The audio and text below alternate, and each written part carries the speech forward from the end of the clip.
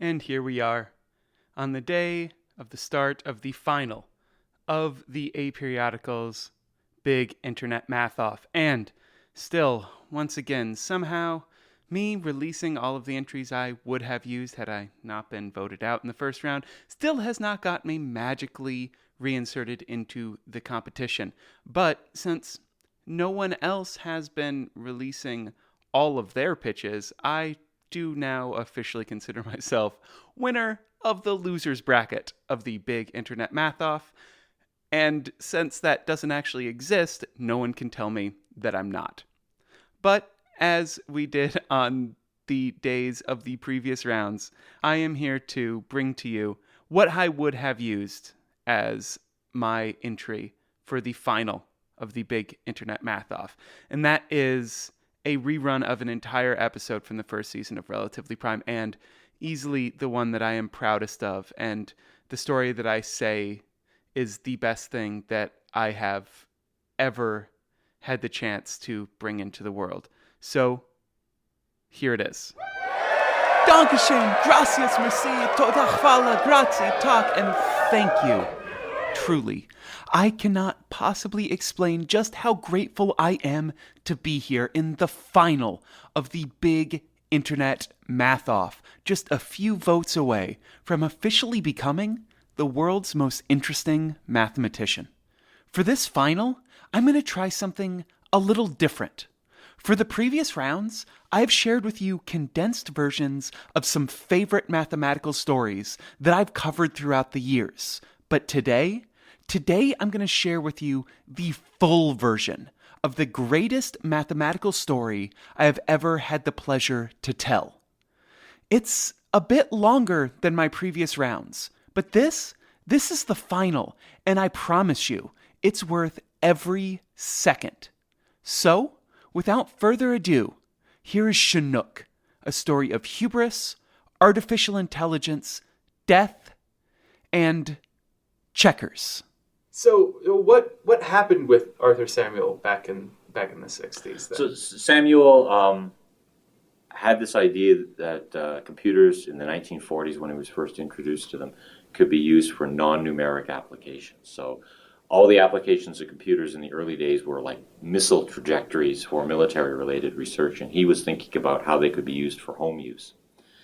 That led him to IBM, and he was able to get access to computers to do his research in the evenings and weekend spare computing cycles. He focused all his efforts on machine learning.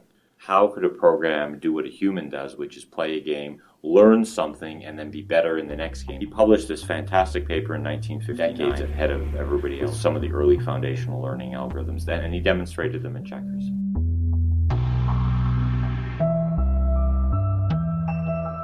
In 1963, Thomas Watson Jr., president of IBM, heard about Samuel's work and as a publicity stunt, set up an exhibition match.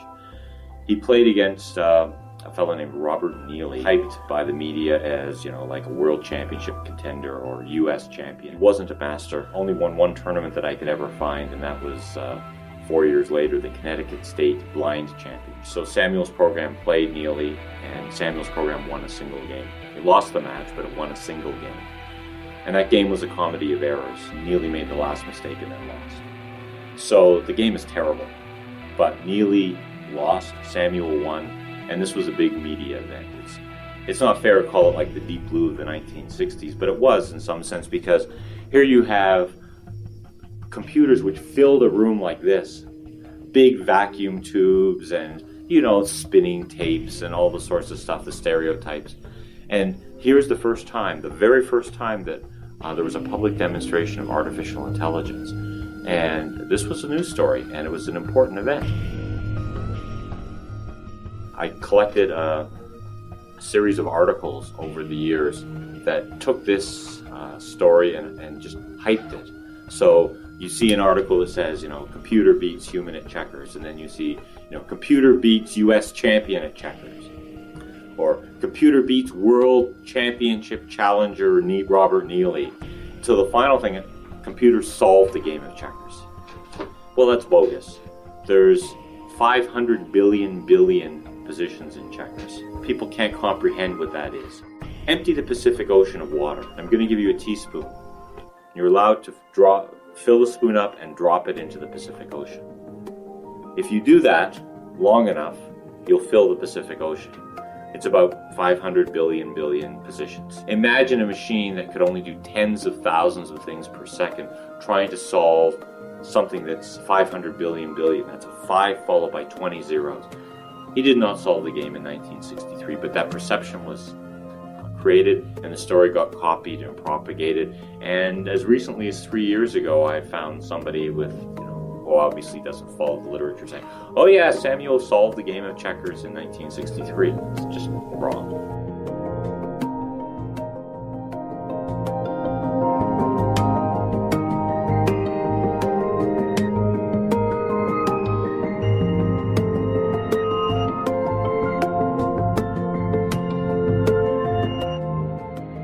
I am Samuel Hansen, and you are listening to Relatively Prime, stories from the mathematical domain. Today's episode is the story of a man, a game, and a computer program named Chinook.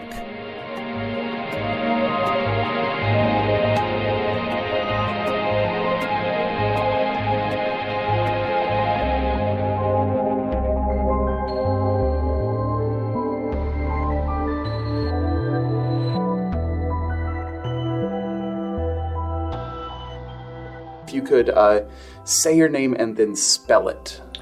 Jonathan Schaefer, Jonathan Schaefer, professor in the Department of Computing Science at the University of Alberta.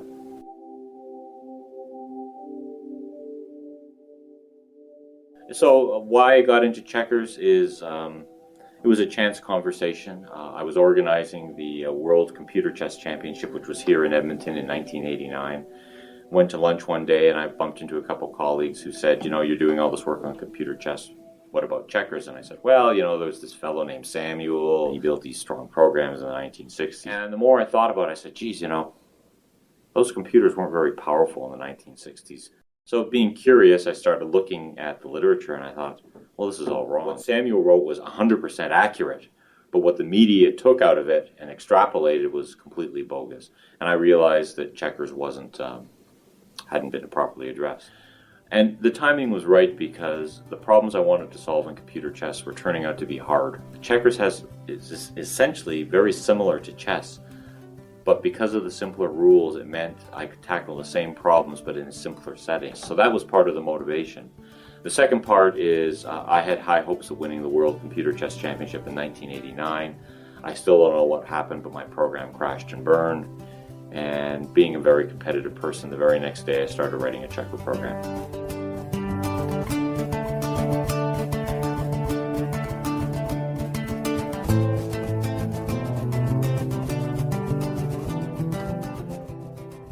So first of all, I could reuse a lot of my chess technology, right? Because I'm going to use an alpha beta search algorithm. And yes, the pieces are different and they move differently, but that's easy to change. So it was very quick and easy to build a program that could search very deeply in checkers. In fact, what was amazing to me is it could search quite deeply in checkers. The initial program was searching 13 moves ahead. And I thought, oh my God, 13 moves. I can't even visualize a checkers game 13 moves ahead, and this thing already is just like bang, it's searching 13 moves ahead. But there was one other key property. Checkers is a game that reduces. You start off with 12 pieces aside, 24, and then when there's captures, you get less and less and less and less until eventually somebody has 0 pieces and they lose. That was the inspiration for applying a technique called an endgame database. Consider the board with, say, 1 white piece and no black pieces. And I can build a database that has every single one of those positions in. So I now have a database of all positions with 1 piece on the board, and I know which ones are wins. Well, they're all wins, but okay. Take it back one step to 2 pieces on the board, say a white piece and a black piece. Now I can compute every single position with a white piece and a black piece. And for each one of those positions, I can calculate whether it's a win, a loss, or a draw. Because if it's a white piece and a black piece, eventually I'm going to capture a piece. And now I only have 1 piece on the board, and I don't have to do any more work. I look it up in my database, and it tells me the answer. And now for 3 pieces, say 2 white and a black, I do the same thing. And so for 1989, I built I call it the four-piece databases, with all positions, 4 pieces on the board. I had this combination of techniques. One that starts at the beginning of the game and does these searches to find the best move. But as you get near the end of the game, you start reaching this database when there's 4 or fewer pieces on the board. You look up information in the database and you get perfect knowledge. It's not like, oh, this position looks better for me, or maybe I'm in trouble. It's win, loss, draw. Perfect information, no error. And in 1989, part of the motivation for writing the checkers program is there was the first computer Olympiad. It had 13 games. There was chess and checkers and bridge and a whole bunch of other games. And so I started writing in early June 1989, and the Olympiad was in August of that summer. And I wrote a program, went to London, and I won the checkers competition. So I won a little gold medal. Cool. But what was more interesting is one of the world's best players, a fellow named Derek Oldbury, showed up, and he played some practice games against the computer, and he was impressed. Now, I was impressed that we're searching 13 moves ahead against him, so I thought we were going to crush him. But, these guys are really, really good, and he toyed with us. But what impressed me in playing him is that these databases made a big difference. As pieces came off, the program got more and more information, and eventually it would announce the results. Like there's 10 pieces on the board, and it say the game is a draw, because it had seen all the way and found a forced line into these databases and determined that it was a draw. And Derek Oldbury said, "Wow, this is really powerful." He said, "Continue doing what you're doing." So that's what started it, and I was hooked. But once every 2 years is the U.S. National Championship, and whoever wins that event earns the right to play for the World Championship. So the question was, how do I prove that I'm good enough to get into the U.S. Championship? So in June of 1990, I organized a conference here at the University of Alberta, and I invited 2 checker grandmasters and the secretary-treasurer of the American Checker Federation to come here. And the idea was to show off my program, and I was hoping that the program would play well enough that they would write a testimonial. Against Grandmaster Leo Levitt, we played 20 games, and we won 1, we lost 4, and we tied 15.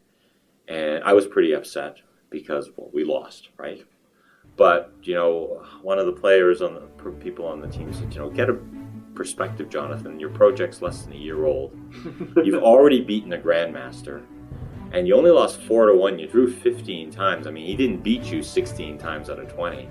Against the other Grandmaster, all the games were draws. And so I asked the Grandmasters, I said, what do you think of the program? And they said, it's okay. It plays a reasonable game, but, if it went to the U.S. Championship, it'll compete. It'll finish near the bottom, but, it's good. It won't embarrass itself.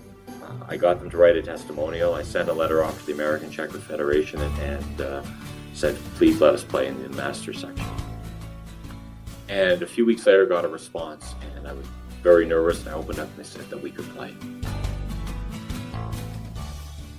But a week later, I got another letter from the American Checker Federation. And when I opened it up, I was really scared because I thought, maybe they change their opinion, but it said that there's cash prizes at the U.S. Open, and you're not going to win any, of course, but just in case, you're not eligible to win any cash prizes. And I said, fine, I don't need the prize money. And tell you what, to make it even better, I'll offer some prizes. Whoever gets to play the computer, whoever plays the nicest game against the computer, here's, I think, $200 prize that we'll make available.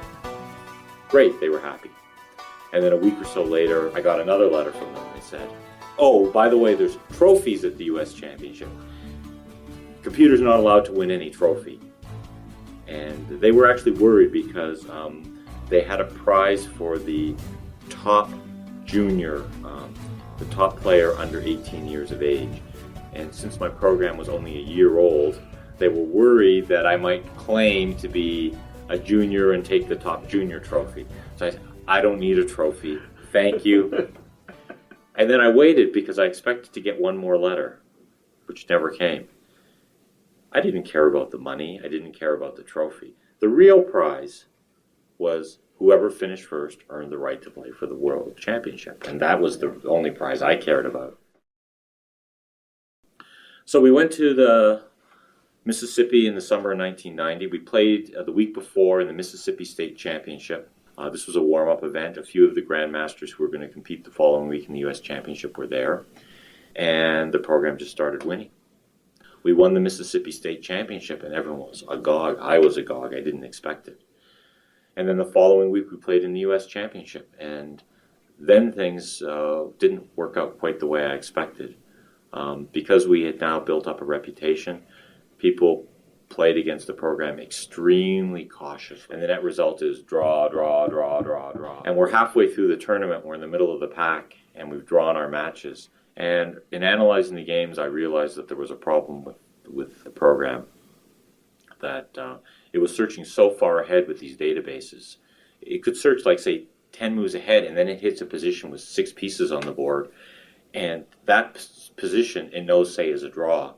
But it had no concept of how difficult a draw was for the human, right? It's a draw. Well, some draws are trivial to play out, and some could be knife-edged, where one side has got to find all the right moves. And so I modified the program to take that into account. And then the program started winning and winning and winning. And then in round 7 of the event, the unthinkable happened. In first place alone was the world champion, Marion Tinsley, who was competing. And we were alone in second place. And so in round 7, it was the world human champion versus my program. This was a historic moment. This was the first time in history that a human world champion had to play a computer program. Here was an official sanctioned tournament, and the world champion had no choice. He either had to play us or he had to forfeit. And he played us. And it was a 4-game match. And the first game went down into history as classic. The world champion sacrificed a checker. The program thought it was doing very well. Slowly it began to realize that it was not doing so well, and eventually it realized it was lost. It put up an incredible defense, an unhuman-like defense, so completely counterintuitive that eventually Tinsley could not find the one single narrow path to the win, and the game ended in a draw. People have regarded it as one of the most exciting games ever in the history of checkers. The other 3 games in the match were all uneventful draws. We had just drawn a 4-game match against the world champion. In the final round, we played the number 2 player in the world, Don Lafferty. We won that match. And the final standings was Tinsley finished first, we finished second.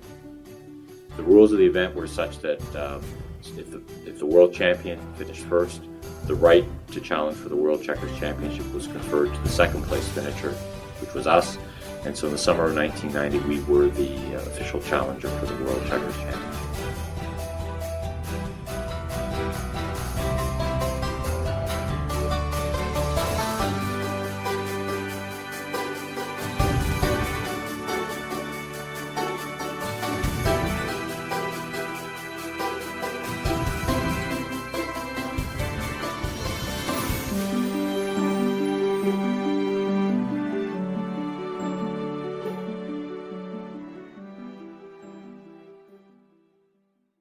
One of the things that helped us and focused the project was Tinsley himself. He volunteered to play an exhibition match against the program. So in the fall of 1990, he came here. We played a 14-game exhibition match. The score was 1-0 with 13 draws for Tinsley. The one game, I'll never forget it, was game 10 on the 10th move. The program found a move that led to a draw, but it found another move that it thought was slightly better and led to a small advantage. And on the 10th move, I reached out to play this move. It was the move 32-28. So I reached out and played the move 32-28. And Tinsley immediately said, "You're going to regret that." And I'm sitting there thinking, we're searching like 15, 16 moves ahead. And, the program says it's got a small advantage. We had a draw, but now we think we have an advantage. What the hell is he talking about? Come on. A few moves later, the program says the game is even. And a few moves later, the program says Tinsley has an advantage. And a few moves later, the program says we're in trouble, and a few moves later, I know we're lost. In his notes to the game, Tinsley revealed that on the very next move, he'd seen all the way to the end of the game, and he knew he was going to win. And if you look at the point from where we made the move 32-28, and Tinsley said, "You're going to regret that," to where we actually know that it's a loss, 64 moves. And I thought, how the hell am I going to compete with this guy? So that refocused a lot of the project on how do we compensate for the fact that Tinsley has this phenomenal ability to search incredibly deeply. I focused the program on what it would take to beat this amazing man. Now, I use the word amazing when I describe Tinsley, but I haven't really told you about Tinsley. Tinsley's more machine than man. In 1950, he was an up-and-coming junior player, and he was touted to win the U.S. championship. And he was leading, going, I'd have to check, it was at the last round, second last game, something like that. And in a drawn position, in an incredible one-move blunder, he lost the game. And he didn't finish first, I think he finished fifth. He did not earn the right to play for the World Championship. And he was very upset. And he disappeared for almost a year. And when he came back with vengeance. He won the World Championship 1952. And he just kept winning. He entered tournaments, came first, usually by a large margin. From that game in 1950 that he lost, to when we met him in, say we played him for the World Championship in 1992, that's a span of 42 years. So a couple thousand games. How many games did he lose? The answer is, depending upon how you count, it's 3 or it's 5. I would say it's 3 because he lost a game to Derek Olbury on a trivial one-move blunder. He lost another game on a one-move blunder, and there was only one recorded instance where he was sort of outplayed. If you asked Tinsley, he'd said it was 5. Because when he counts games, he counts every game that he plays. So if you go into a shopping mall and you play 40 players at the same time, that counts as 40 games. And guess what? In a shopping mall, a noisy shopping mall, playing 40 people at the same time, in a trivial winning position, he made an embarrassing one-move blunder, and he lost. So he says it's 5, I said it's 3, but it seems to be like about every decade, something snapped in his brain and he made a childish novice move and lost a game. But in those 42 years, whether it's 3 or 5, it doesn't matter. This man was as close to perfection as you can possibly imagine.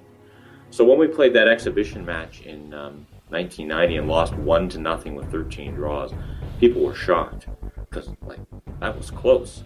It wasn't like the Lauder match, which was 15-0. The Oldbury match was 8-1. Everything he played, he routed the humans. So when 1992 came around, people were very excited, looking forward to the match.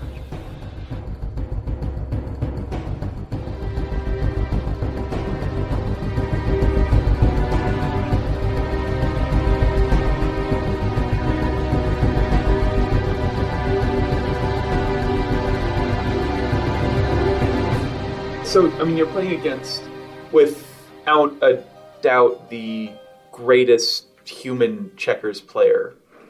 Essentially, one, of course, did you end up winning? But more than that, did you actually go into the game expecting to be able to win? I'm a competitive person, so the answer is yes. I was in there to win. So let me be careful. The ego, the competitive spirit, I'm in there to win because I always want to do the best. The reality is I'm in there to do good research, to publish papers. Sometimes the boundary between the two got crossed. So yes, I published papers, but beating Tinsley almost became an obsession.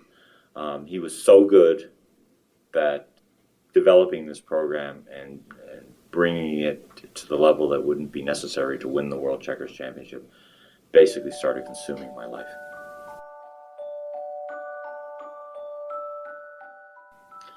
In 1992, the first game was an incredible game. We were in trouble from day one. We played in London, and checkers, or drafts as it's called in England, is very popular. We have a few hundred people in the audience, all of the media. The London Times, the Independent, all the major, BBC, they're all there because it's big. It was big news in England. And I'm sitting there on stage, please don't lose, please don't lose. And the program says our position is grim. And then all of a sudden the program goes beep, it's a draw. It had found a long line that led into the databases and said it's a draw. Now, we had all of the 7-piece and part of the 8-piece done, and so I offered Tinsley a draw, and he refused. Because this is right. Played on a few more moves, and then I offered him a draw again, and he refused. Played on a few more moves, and I offered him a draw again. And I said, look, Marion, you're only going to tire yourself out. We're in our databases. The program says it's a draw. He was shocked. He thought he had a win. And so, you're in your databases? That was eye-opening to him. So he agreed to the draw right then and there. Whew. A day or two later, I got an email message back from Canada. And the email message just said, database failure. I knew how valuable the 8-piece databases were, so I had the program. I tried to compute as many databases as I could in time for the London match. You compute the data and then you verify that it's correct. And since they were always verifying correct, I said, okay, I'm going to take a chance. I'm not going to do the verification that will allow me to get more databases computed. It was only after the match in London I went back home to discover that the database that failed was the database that was used in game number 1. And for some reason, the database was the correct size, but all the entries in the database were 0. And the way things were encoded was 0 meant draw, which meant if ever you got in this database, didn't matter which position it was a draw. We got into that database and it was a draw. The position really was a draw. But every move we made was fraught with error because we could have moved to another position in the same database, which was a loss, but the program would have set a draw.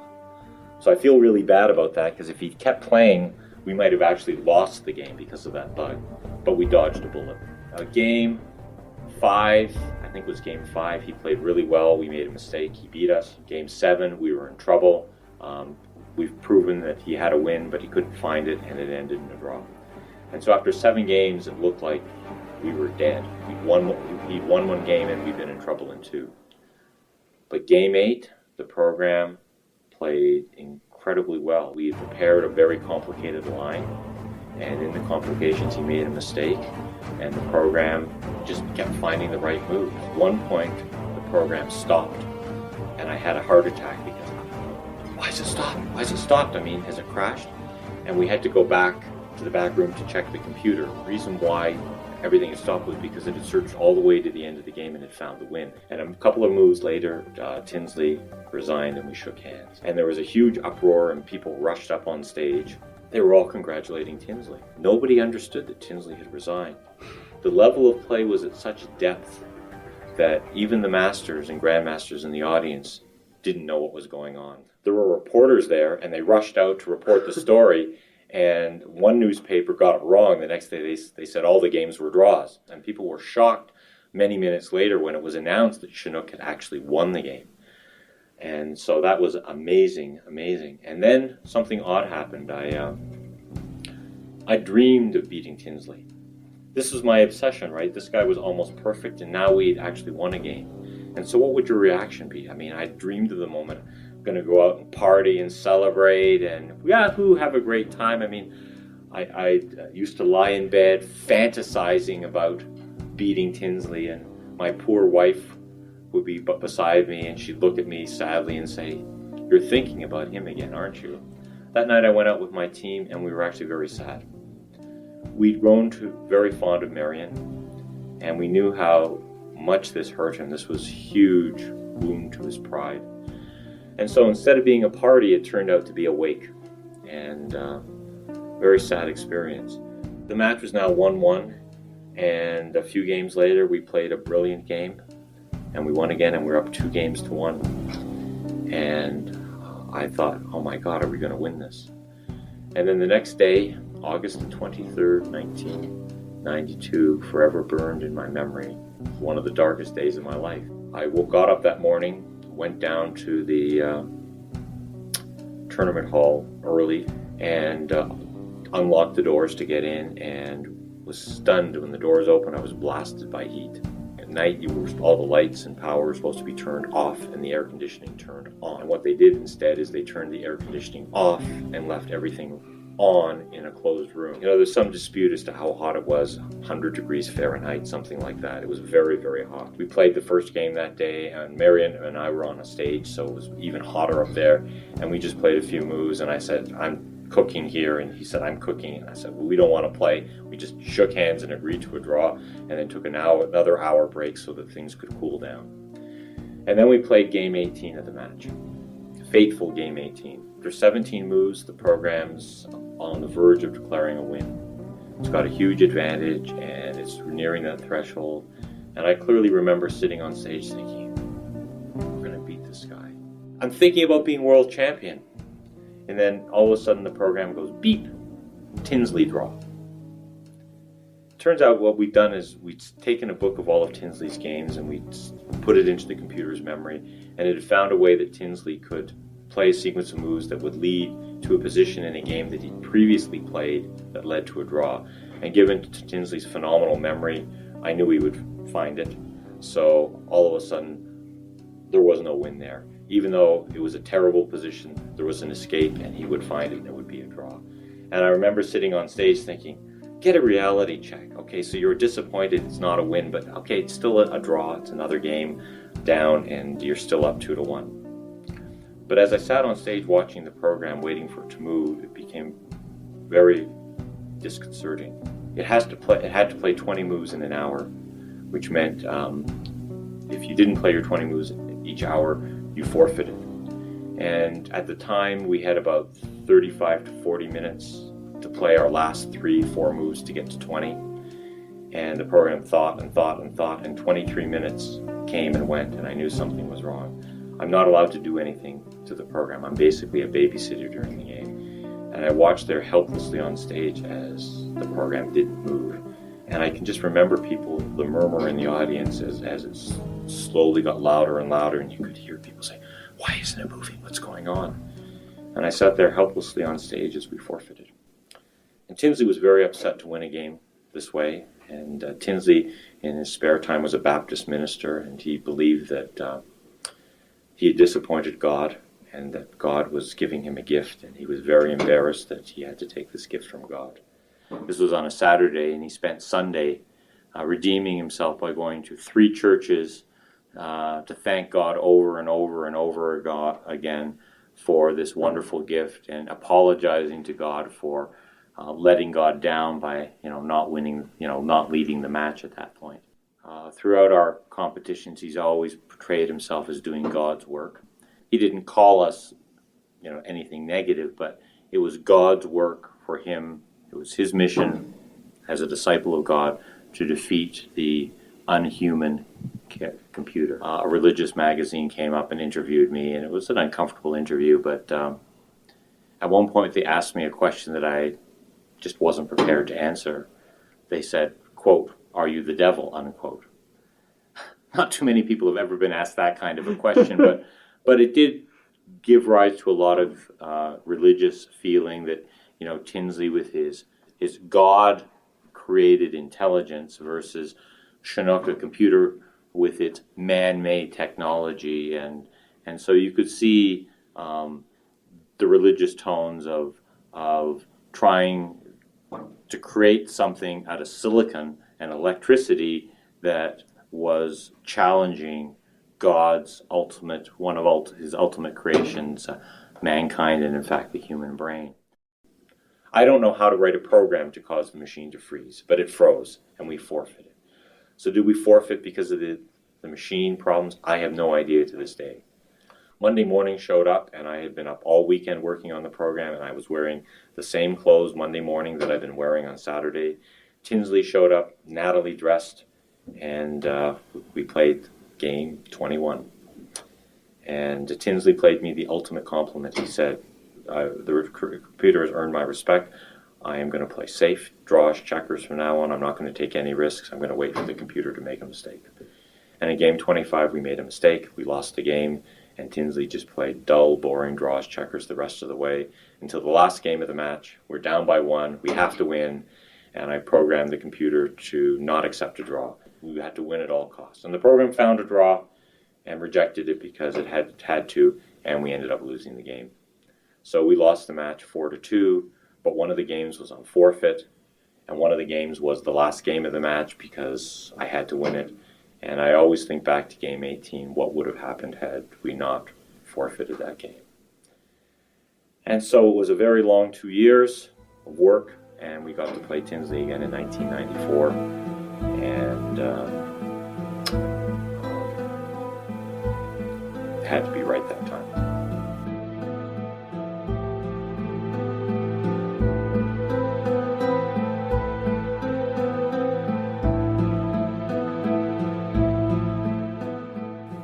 We arrived in Boston for the 1994 match, got everything set up, checked the place out, it was fine. Marion Tinsley arrived the night before the match, didn't get to see him. But I called him up the morning of the first game and said, hey Marion, let's walk in together. He hadn't been to the site, so I knew where it was. He said fine. He started walking. He was very, very quiet. We hadn't seen each other in probably 2 years and had a lot to talk about, but he didn't seem interested in talking. We're partway there, and he suddenly turned to me and he said, I had a dream last night. And in the dream, God told me that he loved you. And I was stunned, and Raymond Keane, who was with me, was stunned too, because we both knew Marion well enough to know this just wasn't Marion. And we looked at him in surprise, and he looked at me and he shook his head very sadly, and he said, yes, I know, it was a nightmare. Game 1 happened, and it was a dead draw. Game 2 we played, and I was off doing media, and I came back in the middle of the game, and I took one look at the position, and I was horrified. I mean, Tinsley's position was awful. It was a mess. And I looked at it, and I'm not a checker player, but even I could see it was just in a lot of trouble. And I thought, oh my God, I mean, that's embarrassing. Are we winning? And I went back to look at the console, and no, the computer had found a way. It was a draw, but a lot of people were scratching their heads. I mean, God, how could Tinsley play into such what appeared to be hopeless position?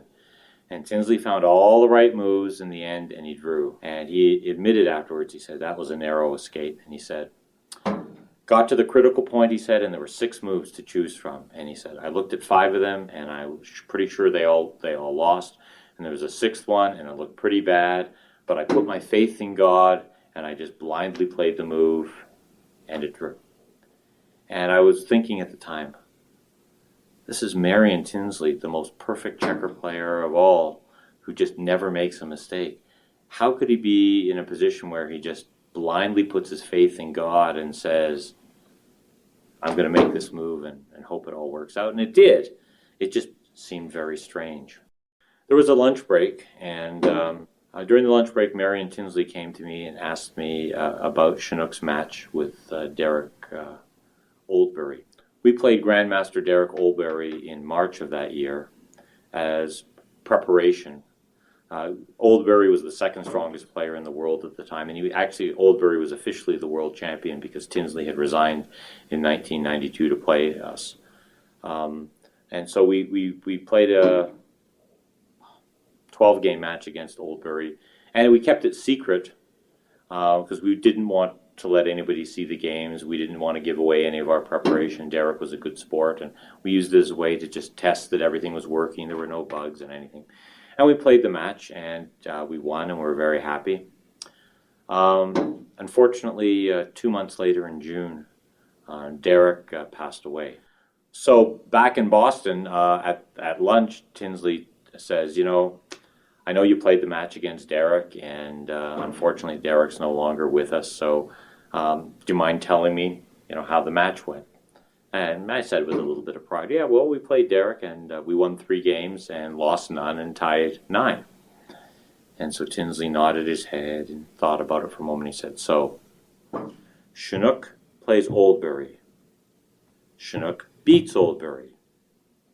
Oldbury dies. Therefore, Oldbury must have died of Chinookitis. Ha ha ha ha ha ha ha ha. He goes off laughing. He finds this incredibly funny. He goes up to people and said, if you play Chinook, You're going to catch Chinook-itis, and you're going to die. Ha ha ha ha ha. And he's going on saying, if you play Chinook, you're going to die. And everyone's sort of looking at him very strangely, like, well, why do you find this funny? You're playing Chinook. Anyway, the first couple of days go fine, and the end result after 6 games is 6 draws. Chinook was awesome. We were never in trouble. Tinsley had been in trouble in one game, in a lot of trouble. He found a draw, and the program just looked unbelievably good, much, much better than 1992. So the next day, the third day of the match, I phoned Tinsley up in the morning, as I'd done the previous days, to say, let's walk into work, into the match. And Tinsley immediately says, I want to resign the match and the title.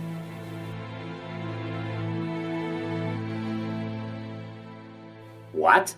What do you want to do? He said, well, I want to resign. I said, why? He said, well, I didn't sleep well last night. He said, I had an upset stomach. I said, Marion, if you had an upset stomach and you didn't sleep well, I'll talk to the match organizers. We'll postpone today's games. I don't want to play you when you're sick. Absolutely not. They'll understand. I contacted the match organizers and they were okay with that. But I was concerned. Marion was 65 at the time, and so I offered to take him to the hospital, Massachusetts General Hospital. And I literally spent the whole day at the hospital with Marion. Anyway, we're visiting, sitting in a waiting room waiting for him to finally see a doctor. And I'm just reading a magazine, and Marion's very quiet, just sitting there. And then he does something very strange. He reaches into his back pocket and pulls out his wallet. He pulls out one of his business card like this and says, I'm not going to need it anymore. Then he takes out his pen and starts writing on it.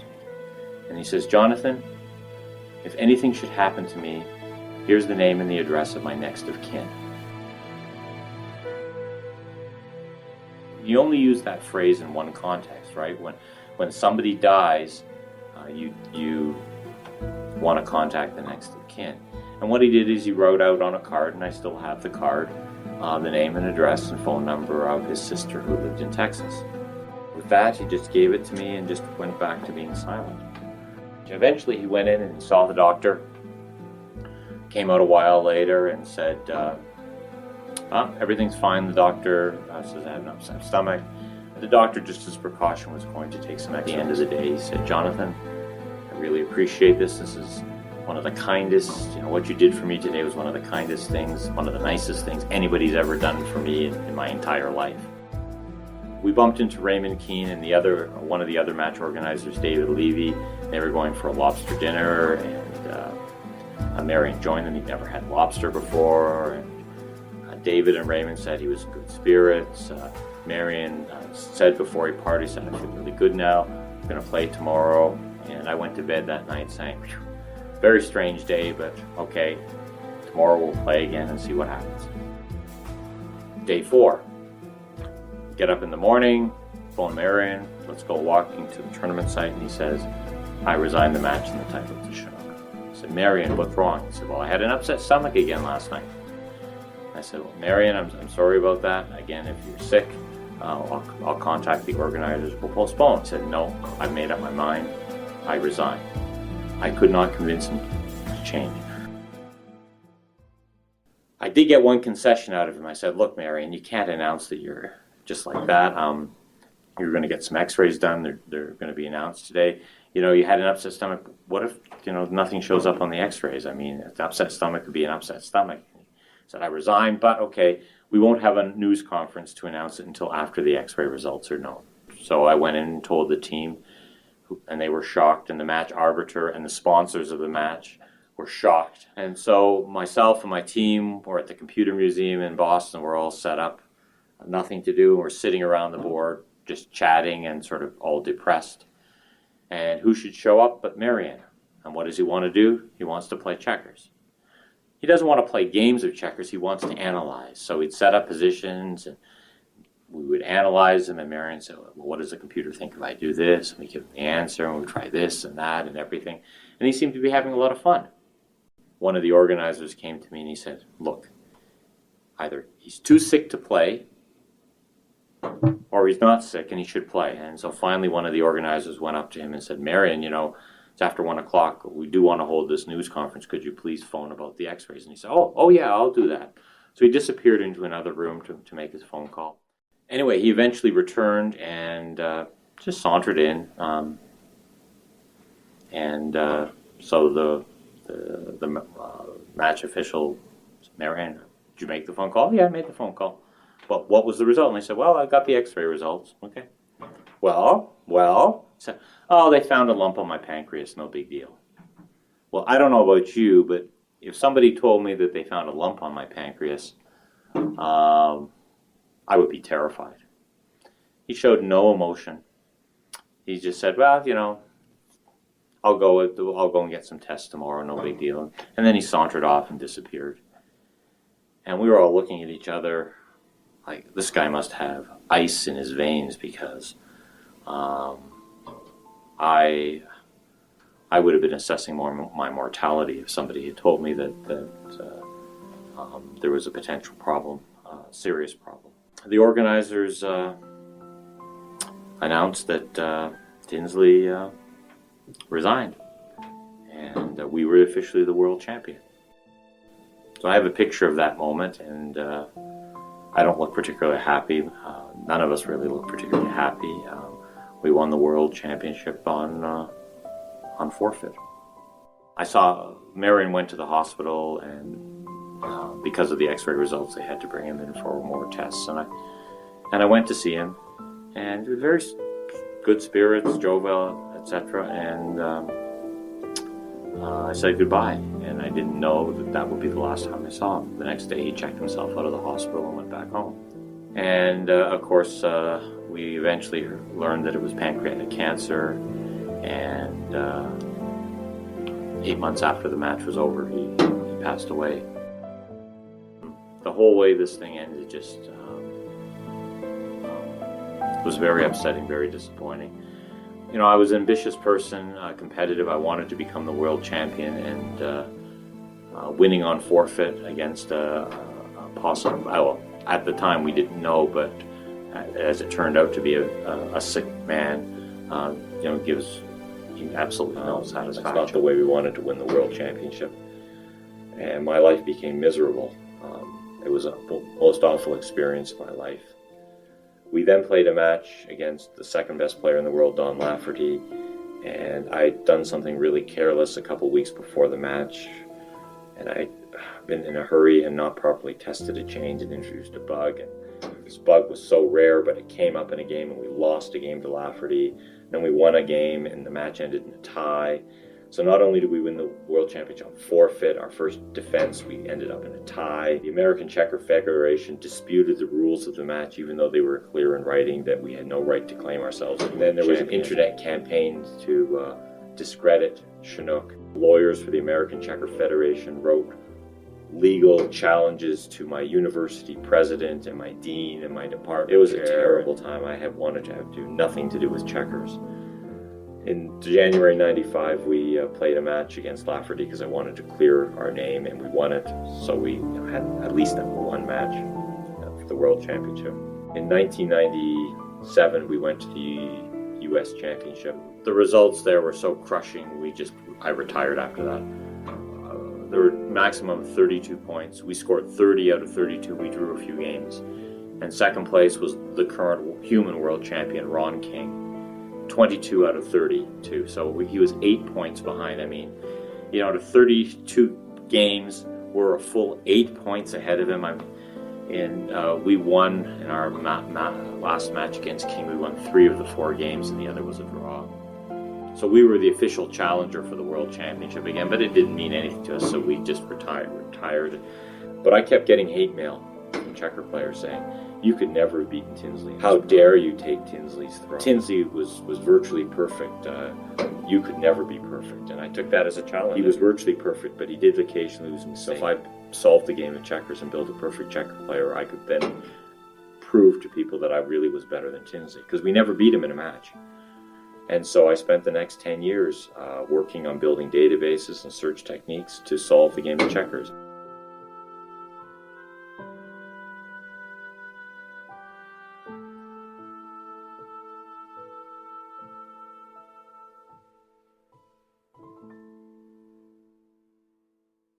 According to the official timeline, which is on the university website about Chinook, there's a gap between 1997 and 2001 where there wasn't really work being done. I was wondering what caused that gap? Like what happened that made you kind of stop working on the project for that period? So I think in 97 I made a half-hearted attempt to go to the next step, but I ran into a technology roadblock.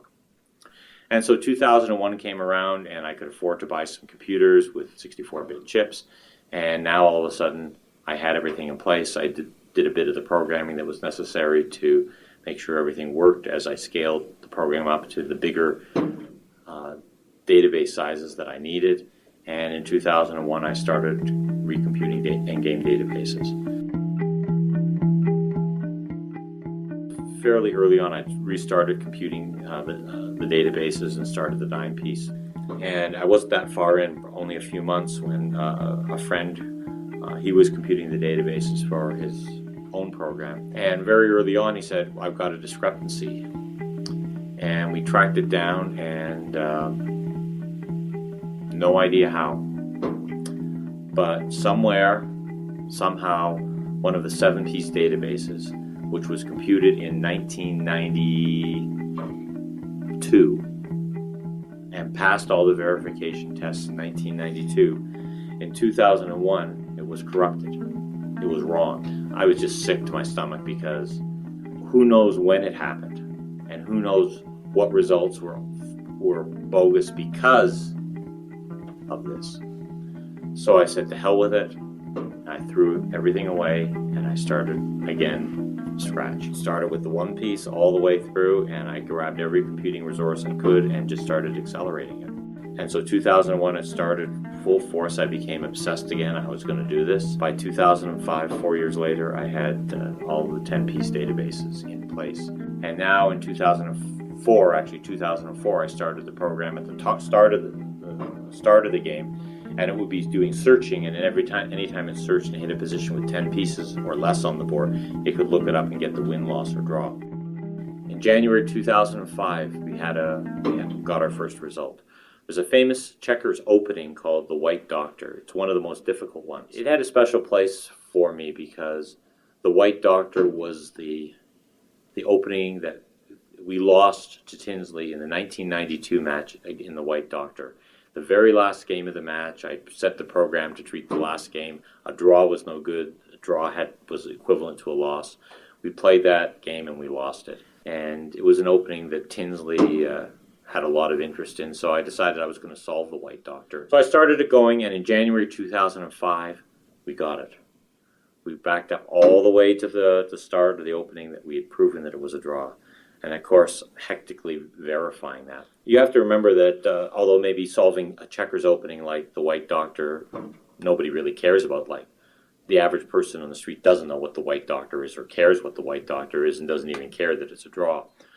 But the White Doctor position opening requires like a billion positions, probably 100 billion positions to be examined. And we've been developing techniques to make the search smarter, eliminate things that we didn't need to search, etc. We were able to solve it not in 10 to the 20th amount of work, but 10 to the 14th. In other words, it was 1 million times less work than you would expect would be needed. It was hard to tell when the computation would finish, but in April 2007, I knew it was happening. It could happen any day now. I was down in California, and for meetings at Google. I gave a talk at Google and met some friends at Google. And every day, of course, I'm checking on the progress of the computation. Brought my daughter along. And we're driving around. And it's getting close to dinner time. And I just said, we need to get a hotel. I told her, we need a hotel now. We hadn't booked any hotel anywhere. So finally I said, here's a place. We got to do it. I want to check the computer. I have to check now. And so we went up, and I got my computer set up, and I logged in and went to see what was happening with the proof. And the first thing that happened was all the machines were down. And I swore, because you know that happens sometimes, like there's a power outage or something like that. But it's a real hassle. At the time, I don't know, I was running on 50 to 100 computers, so when things went down, the computers would be in various states, like you might have been in the middle of something, and so you had to clean it up. If you're in the middle of something, just throw that away and restart it. So you had to go around to all the machines and get them restarted and undo what the last thing it was doing. So I was upset because I probably spent a few hours just cleaning up and making sure that no error was introduced, right? So my daughter's there, and she says, "Too bad, Dad." And so the first thing I do is go to the log file to see what had happened. And so I printed on the screen the tail end of the file, and all it said was, "Ta-da." Because, it's something you put in the script way back in the beginning. You never expect that message to come. Yeah. But the reason why nothing was running, because there was nothing left to run. I'd have to check my book to get the time, but I looked at it and it gave the timestamp, 6:05, something like that. And I said, "Oh my God, what is this?" I pulled up to my watch. It was 6:06. I mean, I literally, after 18 years of computation, I logged in within less than 60 seconds, almost precisely as the moment the computation ended. And my only explanation is that the internet has psychic abilities. And what was happening in Edmonton somehow hit me. It was great, it was exciting, and I had my momentary celebration only to be muted. Because I knew this day was coming, and I had prepared a paper to be submitted to the journal Science. But Science only has to be the first to publish new results. And so knowing that I'd solved the game of checkers was great, but I couldn't tell anybody. And that was April 25th, 2007. And the announcement, when the paper finally came out, and the announcement wasn't until the first or second week of July. So for literally 2.5 months, my daughter knew because she was there, my wife knew, and the rest of the team knew because we were writing this paper, and we had to put in the final results, so they knew. Nobody else did, and I had to keep it secret. So 2.5 months. That was a very long 2.5 months. We did prove that checkers was a draw, which means from the start of the game, the program will never lose. If you play well, the game will end in a draw. If you make a mistake, you'll lose.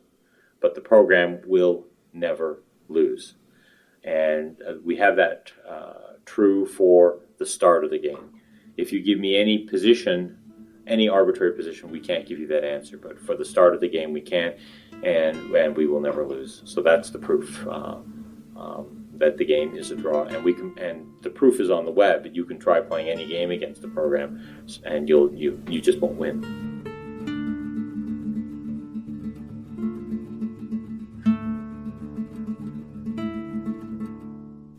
It's very powerful to use search and other techniques like statistics, and you can learn an awful lot just through lots of search and applying statistics and machine learning rules to build very, very powerful systems that can outperform humans.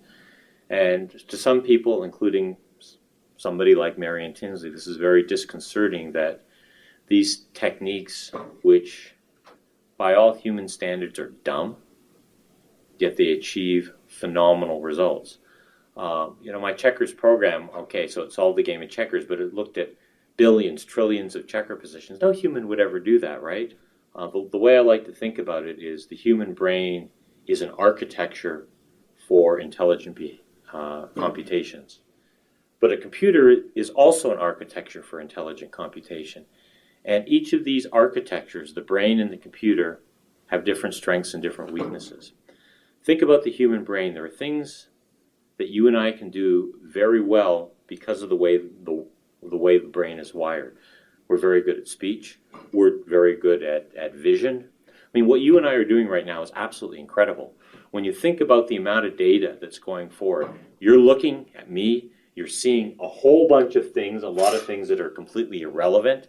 You're filtering it out. You know that I'm here. You know this is a table, this is a phone, these are lines. You're doing pattern matching and recognition. And we're very good at those kind of things. The computer, on the other hand, also has strengths. It's very good at doing things like, if you ask it to do something 1 billion times repetitiously, it'll do it, right? If you ask it to compute third-order partial differential equations to 64 digits of accuracy, no problem, there it is. If you ask it to memorize 1 billion or 1 trillion or 1 gazillion pieces of information, no problem, it'll do it, right? And so what we've learned is that the human architecture for intelligence and the computer architecture for intelligence have different strengths. But what's really intriguing is they're complementary. The computer's strengths are your weaknesses. But conversely, your strengths are the computer's weaknesses. Now, if you're going to build a solution, you're going to do something like, say, a checker playing program, and you want to put it in, develop it for a computer, you should play to the strengths, not the weaknesses. My solution caters to the fact that the computer will do billions of things and does precise mathematical calculations and can memorize vast amounts of data. But if I teach you checkers, I'm not going to say the first thing you should do is do this 1 billion times and memorize all this information. It won't work. When a human develops a solution to checkers, they take advantage of the kinds of things that humans do easily and naturally. And so you always come up with a solution that caters to the strengths. We have here at the University of Alberta built a superhuman 2-player limit Texas Hold'em poker program. That can't be solved in the same sense as checkers, but it is superhuman, and so I think that's a more relevant question. What game are we going to see where computers can exceed humans? So multiplayer poker might be coming down the line, or no-limit poker. The big excitement is in computer Go. Go is much more complicated a game than chess, and there's been new algorithms and new ideas there that have made huge advances in computer Go, and so I think that's where you're going to see some of the big breakthroughs. Thank you so much for giving me all your time. My pleasure. Thank you.